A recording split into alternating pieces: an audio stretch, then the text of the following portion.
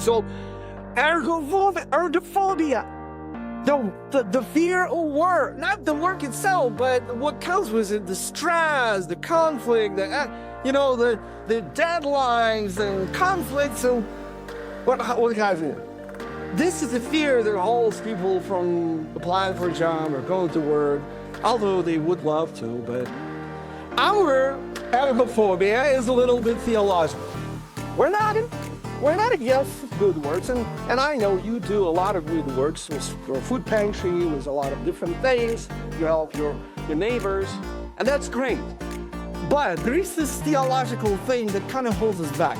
And that is the fear that if you do some good works and kind of connect it to your salvation, to your Christianity, that will impede on God's grace somehow and kind of substitute faith. And then we get to the point where we are criticized. There are some labels like works-based salvation.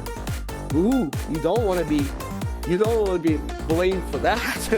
or lordship salvation, meaning if you don't obey Christ, are you really saved? That kind of stuff. And that fear kind of gives, in the word of Bon Jovi, gives the good works of that name.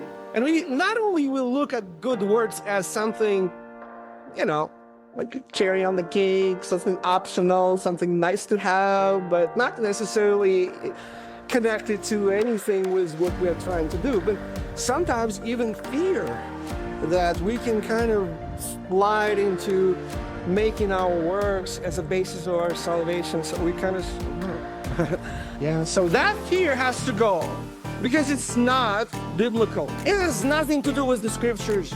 It has everything to do with history, and it has everything to do with theology, but nothing to do with scriptures. And I will try to demonstrate to you today that works, even though they do not cause our salvation, are still a very important part of our salvation. They just need to be in the right place. Once you realize that, you will be like, oh, okay, that's easy, that's simple.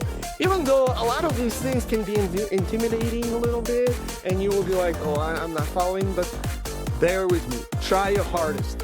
And in the end, you will be like, oh, okay, I got it. That's easy, that's simple, because it is.